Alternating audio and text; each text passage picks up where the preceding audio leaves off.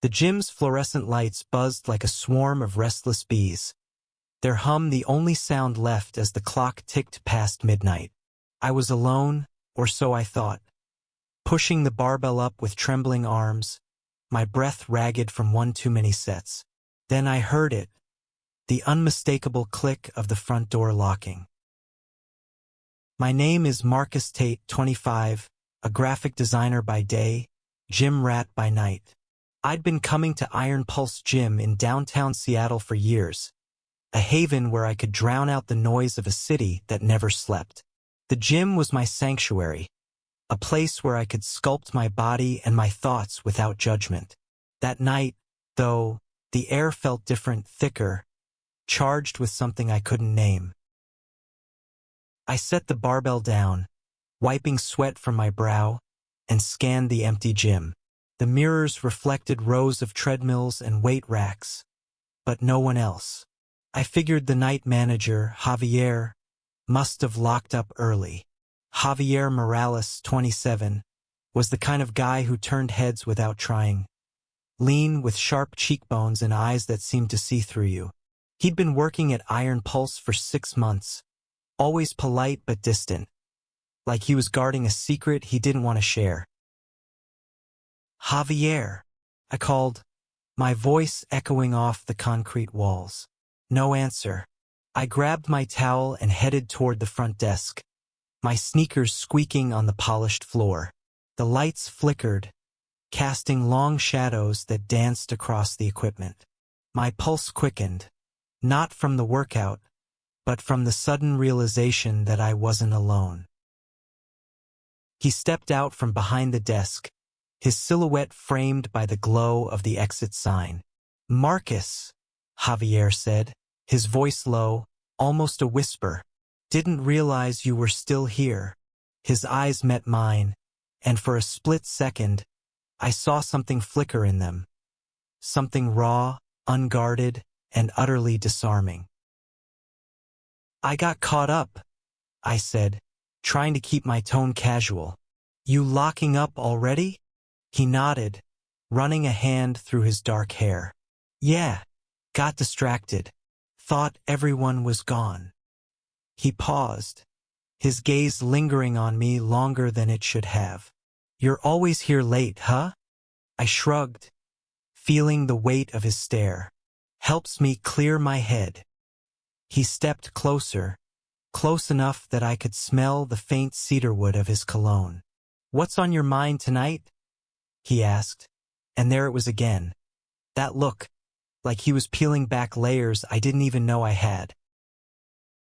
I didn't answer right away. Growing up black in a small town outside Seattle, I'd learned to keep my guard up. I'd faced enough sideways glances and whispered slurs to know that vulnerability was a luxury I couldn't always afford. But Javier's eyes weren't judging. They were searching, like he saw something in me I'd buried long ago. "Just life?" I said finally, my voice softer than I meant it to be. "Work, stress, you know." He nodded, but his expression shifted, a flicker of pain crossing his face. "Yeah, I know." He turned away, busying himself with stacking papers on the desk, but I caught the tension in his shoulders. Something was eating at him, something he wasn't saying. "Everything okay?" I asked, stepping closer despite myself. He froze, then turned back to me, his jaw tight. "You ever feel like you're running from something, but no matter how fast you go, it's still there?" His words hit me like a punch to the chest. I knew that feeling too well, the weight of expectations, the fear of being seen for who I really was. I'd spent years dodging questions about why I wasn't dating, why I kept to myself. The truth was, I'd known I was gay since I was 16, but saying it out loud felt like stepping off a cliff. "Yeah," I said, my voice barely above a whisper. "All the time." Javier's eyes softened, and for a moment, the gym felt smaller, the world outside fading away. He opened his mouth to say something, but a loud bang from the back of the gym shattered the moment. We both turned, startled, as the sound of shattering glass echoed through the space. "What the hell was that?" I asked, my heart racing. Javier's face hardened. "Stay here," he said, grabbing a flashlight from under the desk. But I wasn't about to let him go alone. I followed him toward the back, where the locker rooms and storage area were. The air grew colder as we moved, the flickering lights casting eerie shadows. We reached the storage room, and Javier pushed the door open. Shards of glass littered the floor, glinting under the beam of his flashlight. A window high on the wall was smashed, the jagged edges framing a night sky that looked too calm for what was happening. "Someone broke in," Javier said, his voice tight. He scanned the room, his body tense, like he was ready to fight. I noticed his hands trembling slightly, and it hit me he wasn't just scared for the gym. This was personal. "Javier," I said, touching his arm. "What's going on?" He didn't look at me, his eyes fixed on the broken window. "It's not the first time," he said finally. "Last week, someone spray-painted the back wall. Called me things I don't want to repeat." My stomach twisted. I knew what he meant without him saying it. I'd seen the graffiti around the city, hate scrawled in bold letters targeting people like us. "Why didn't you tell anyone?" I asked. He laughed, a bitter sound. "Who's gonna care? The cops? The owner? I'm just the night guy." He shook his head, his voice dropping. "I thought I could handle it. But now," I wanted to say something, anything, to take that pain out of his voice. But before I could, another sound cut through the silence. A low, deliberate scrape, like someone dragging something heavy across the floor. Javier's flashlight beam swung toward the corner of the room, where a stack of crates stood. "Who's there?" he called, his voice steady despite the fear in his eyes. No answer, but the scraping stopped, replaced by the sound of footsteps, slow, deliberate, and coming closer. The footsteps grew louder, each one a hammer against my racing heart. Javier gripped the flashlight like a weapon, his knuckles pale. I stepped closer to him, my instincts screaming to protect him, though I wasn't sure from what.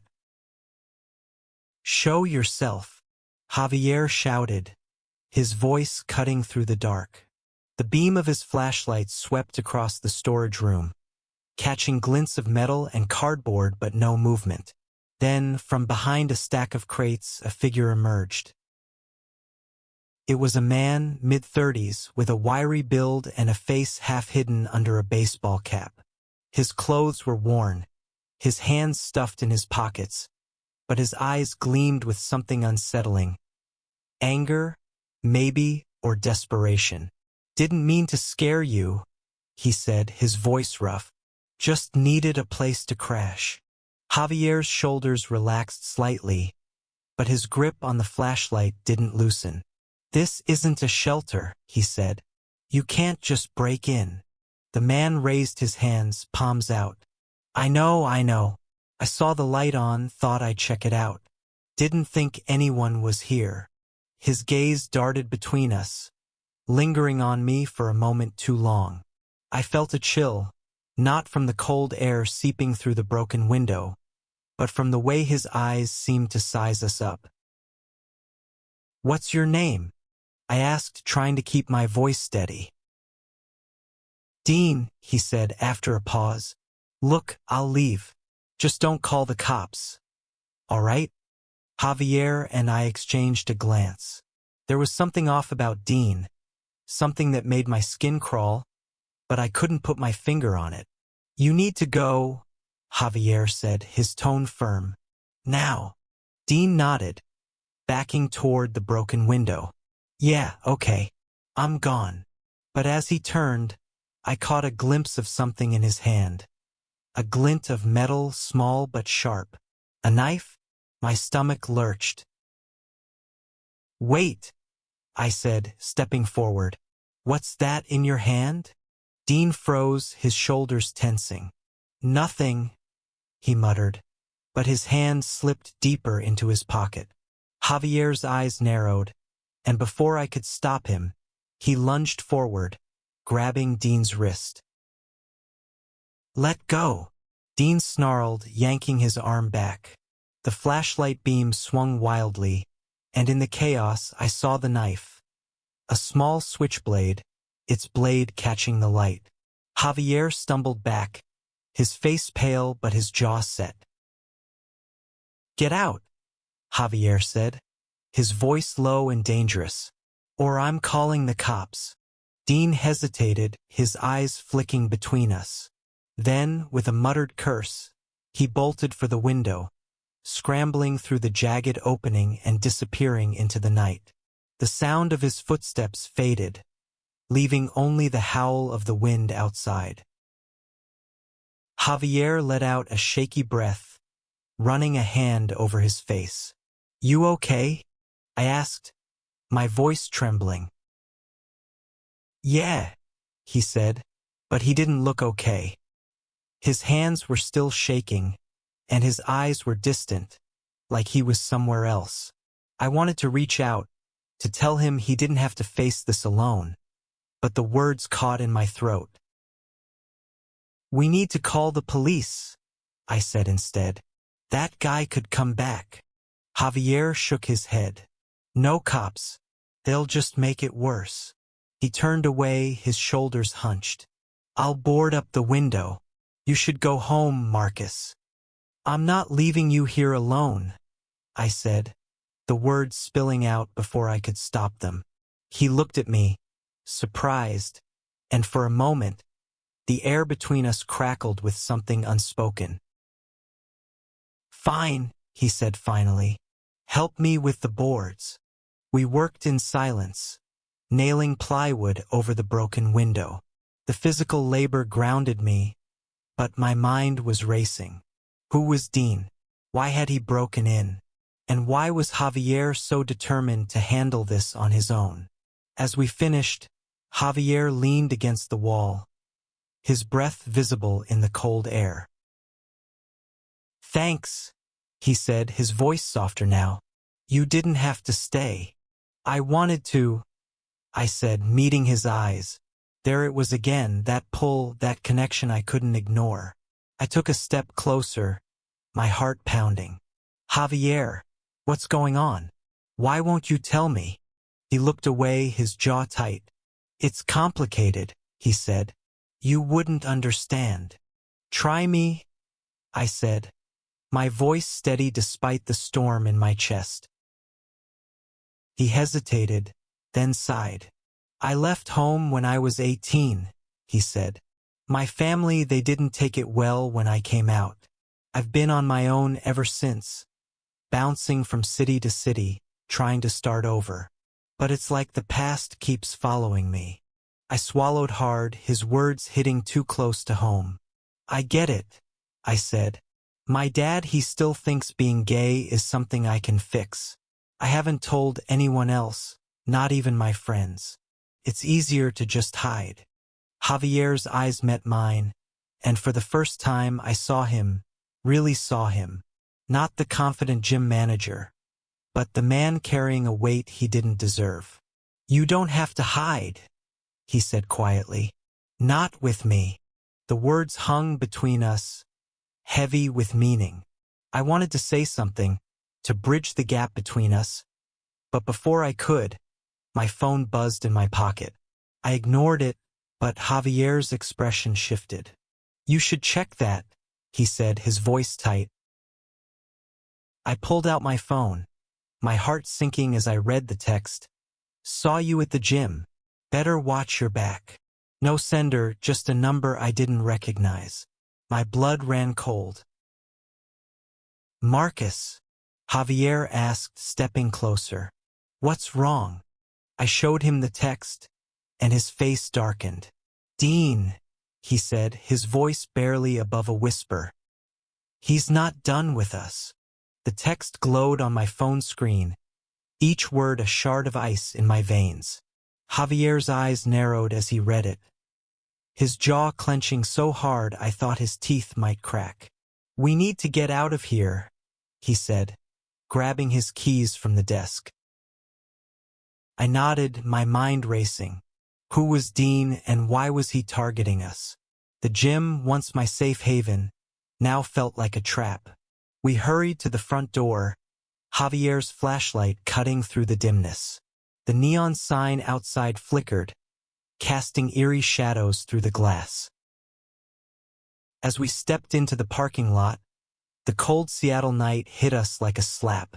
The lot was empty except for my beat-up Honda and Javier's motorcycle, parked under a street lamp. I glanced around, half expecting Dean to leap out from the shadows, but the only sound was the distant hum of traffic. Let's go to my place, Javier said, his voice low. It's not far, and it's safer than standing here. I hesitated. Going to his place felt like crossing a line, but the text on my phone left me with little choice. Okay, I said, following him to his bike. He handed me a spare helmet, and I climbed on behind him, my hands gripping his waist. The warmth of his body against mine was a stark contrast to the chill in the air, and for a moment, I let myself feel it, the closeness, the unspoken connection. The ride to Javier's apartment in Capitol Hill was quick, the city blurring past us in a haze of lights. His place was a small studio, cluttered but cozy, with a couch covered in mismatched pillows and a shelf stuffed with books and vinyl records. He locked the door behind us, double-checking the deadbolt. You want something to drink? He asked, heading to the tiny kitchen. I've got water, beer, not much else. Water's fine, I said, sinking onto the couch. My hands were still shaking, the adrenaline from the gym refusing to fade. Javier handed me a glass, his fingers brushing mine for a split second. That touch, brief as it was, sent a jolt through me. We need to figure out who Dean is, I said, trying to focus. That text, it wasn't random. Javier sat across from me, his expression grim. I've seen him before, he admitted. Not at the gym, but around the neighborhood. He hangs out with some guys who they don't like people like us. My stomach twisted. People like us could mean a lot of things, black, Latino, gay, but I knew what he meant. Seattle was progressive on the surface, but hate still lurked in the shadows, waiting for a chance to strike. Did you tell anyone? I asked. The gym owner, maybe? Javier shook his head. The owner's barely around. And the last time I reported something like this, the cops just shrugged it off. Said it was kids being kids. I clenched my fists, anger bubbling up. That's bullshit, I said. We can't just let this go. I know, Javier said, his voice heavy. But I've been through this before. You push back and it gets worse. You don't know what it's like to have your life turned upside down just for being who you are. I wanted to argue, to tell him I understood, but he was right. I didn't know his story. Not really. Then tell me, I said softly. Help me understand. He looked at me, his eyes searching mine. For a moment, I thought he'd shut me out again. But then he spoke. Back in Texas, where I grew up, I was outed at 17. My best friend told everyone, thinking it was a joke. My parents, they kicked me out, said I was a disgrace. I ended up in a shelter, then bounced around until I landed here. But every time I think I've found a home, something like this happens. His words cut deep, stirring memories of my own. My dad still calls it a phase, I said. He thinks I just need the right girl to fix me. I stopped trying to explain years ago. Javier reached across the coffee table, his hand resting on mine. You don't have to explain yourself to anyone, he said. Not to him, not to anyone. His touch was warm, grounding, and for the first time that night, I felt safe. I turned my hand over, lacing my fingers with his. What about you? I asked. Who do you talk to when things get heavy? He smiled, a small, sad thing. I don't. Not usually. But maybe I could start. The air between us shifted, the weight of the night giving way to something softer, something hopeful. I leaned closer, my heart pounding, and he didn't pull away. Our lips were inches apart when my phone buzzed again, shattering the moment. Another text. You can't hide forever. Javier's face hardened. We need to end this, he said, standing up. Tomorrow we go back to the gym. We check the security footage, see if we can ID this guy. I nodded, my resolve hardening. Together, I said. Together? He echoed, and in that word, I heard a promise. The next morning, the gym felt like a crime scene. The air was heavy with the scent of sweat and disinfectant, but the broken window in the storage room was a stark reminder of last night's chaos. Javier and I stood in the manager's office, a cramped space cluttered with papers and old coffee cups, as we pulled up the security footage on an ancient computer. Hope this thing actually works, Javier muttered, clicking through grainy video files. His eyes were bloodshot, like he hadn't slept, and I wondered if he'd stayed up all night thinking about Dean, or about us. The footage was spotty, but we found a clip from the back alley camera. There was Dean, his baseball cap pulled low, smashing the window with a crowbar. He moved with purpose, not panic, like he'd done this before. My stomach churned as I watched him slip inside, his shadow disappearing into the gym. That's him, Javier said, his voice tight, but there's no clear shot of his face. I leaned closer, squinting at the screen. Wait, pause it. There, his jacket. That patch on the sleeve. I've seen it before. Javier frowned. Where? There's a bar a few blocks from here, the Rusty Anchor. I've seen guys wearing jackets like that there. It's some kind of local crew, maybe a gang. Javier's face darkened. Great. So we're dealing with more than one asshole. We need to go there, I said, my voice steadier than I felt. See if we can find him. Javier shook his head. That's a bad idea, Marcus. Places like that, they're not exactly welcoming to guys like us. Then we'll be careful, I said. But we can't just wait for him to come back. He sighed, running a hand through his hair. Fine. But we stick together. Okay? The Rusty Anchor was a dive bar tucked in a grimy corner of Seattle, its neon sign flickering like a dying star. The air inside was thick with cigarette smoke and the tang of cheap beer. Heads turned as we walked in, and I felt the weight of every stare. Javier's hand brushed mine, a silent reassurance, and I held my head high, refusing to shrink. We ordered drinks to blend in, scanning the room for Dean or his jacket. The crowd was rough, tattooed bikers, construction workers, a few guys who looked like they'd just gotten out of prison. Then I saw it.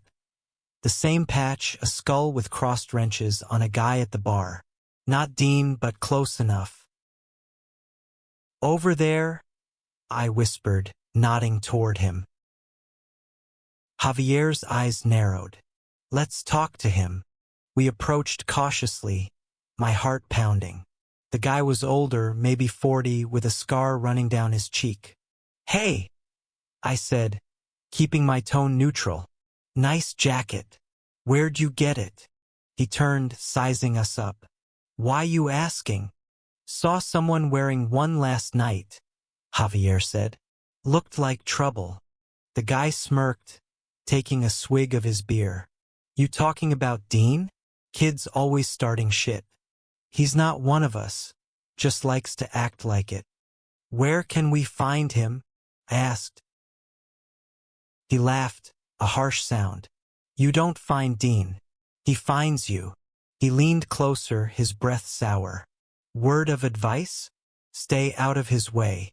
He's got a mean streak, especially for certain types. The implication hung in the air, heavy and ugly. Javier's hand tightened around his glass, but he kept his cool. Thanks for the tip, he said, and we left before things could escalate. Outside, the night air was a relief. What now? I asked, my voice shaky. Javier's eyes burned with determination. We find him before he finds us. That night, back at Javier's apartment, we sat on his couch, poring over maps of the neighborhood, trying to guess where Dean might be. The tension from the bar lingered, but so did the warmth of being near Javier. As we talked, our knees brushed, and I felt that pull again, stronger now. Marcus, he said suddenly, his voice soft. Why are you doing this? You could walk away. Pretend none of this happened. I looked at him, my heart racing. Because I care, I said. About the gym. About you. He held my gaze, and then, slowly, he leaned in. Our lips met, tentative at first, then hungry, like we'd both been holding back too long. The kiss was electric, a release of everything we'd been carrying. Fear, hope, desire. When we pulled apart, his eyes were bright, like he'd found something he thought he'd lost. We'll get through this, he said, his voice steady. Together. But as we held each other, my phone buzzed again. Another text, this time with a photo. The gym's front door, spray-painted with a single word. Faggots. The photo burned into my retinas. The hateful word a scar on the gym's door. Javier's face went pale as he saw it, his hands clenching into fists. This ends now, he said, his voice a low growl. We didn't sleep that night. Instead, we planned. Javier called a friend, Lena, a private investigator who owed him a favor. She agreed to dig into Dean's background, see if she could track him down. By morning, she had a lead. Dean was squatting in an abandoned warehouse a few miles from the gym, a known hangout for drifters and troublemakers. We can't just show up there, I said, pacing Javier's apartment. He's dangerous. Javier's eyes were steel. I'm done running, Marcus. He's not taking the gym from me. It's the one place I feel free. I understood. The gym wasn't just a building. It was a refuge, a place where we could be ourselves without fear. I nodded. Okay, but we're not going in blind. Lena met us at a coffee shop, her laptop open to a map of the warehouse district. She was a no-nonsense woman in her 30s, with a sharp gaze and a knack for cutting through bullshit. Dean's got a rap sheet, she said, sliding a file across the table. Petty theft, vandalism, a couple of assaults. He's not smart, but he's mean. And he's got friends. Like the guys at the Rusty Anchor? I asked. She nodded. They're not organized. Just a loose crew of bigots who like to cause trouble. Dean's been riling them up, targeting places like your gym. Javier's jaw tightened. Why us? Lena hesitated, then leaned in. Word is, he saw you two together. Didn't like it. He's got a thing about keeping the neighborhood clean. My blood boiled. So he's coming after us because we're gay? Pretty much, Lena said. But I've got an idea. We set a trap, catch him in the act. I know a cop who'll actually do his job. The plan was simple but risky. We'd lure Dean back to the gym by spreading word that it was reopening that night with a late-night workout event. Lena would have her cop friend, Officer Chun, waiting nearby. If Dean showed, we'd have him on camera, and Chun would handle the rest. That night, the gym was packed with regulars, their energy a stark contrast to the tension coiled in my chest. Javier and I played our parts, acting normal while keeping an eye on the doors. Lena was in the back, monitoring the cameras, and Chun was parked a block away. As the clock neared midnight, I saw him, Dean, slipping in with a group of guys, his baseball cap low. My heart raced, but Javier's hand on my shoulder steadied me. "We got this," he whispered. Dean didn't waste time. He and his crew started causing trouble, shoving equipment and harassing patrons. Javier stepped forward, his voice calm but firm. "You need to leave." Dean smirked, pulling out his switchblade. "Or what?" Before I could react, Lena's voice crackled through Javier's earpiece. "Chen's here. Stall him." I stepped beside Javier, my fists clenched. "You're done, Dean," I said. "This is our place, not yours." His smirk faltered, and for a moment, I saw fear in his eyes. Then Chen burst through the door, badge flashing. "Drop the knife," he shouted. Dean hesitated, then bolted for the exit, but Chun was faster. He tackled Dean to the ground, cuffing him as the crowd cheered. His crew scattered, disappearing into the night. As the police took Dean away, Javier turned to me, his eyes bright with relief. "It's over," he said, pulling me into a hug. The gym erupted in applause, not just for the arrest, but for us, for standing our ground. In the weeks that followed, the gym became more than a refuge. It became a symbol, a place where people like us could be unapologetically themselves. Javier and I grew closer, our bond forged in the fire of that night. We didn't hide anymore, not from the world, not from each other. One evening, as we locked up the gym, Javier took my hand, leading me to the parking lot. Under the glow of the neon sign, he kissed me, slow and sure, like a promise. "You changed everything," he said. I smiled, my heart full. "So did you."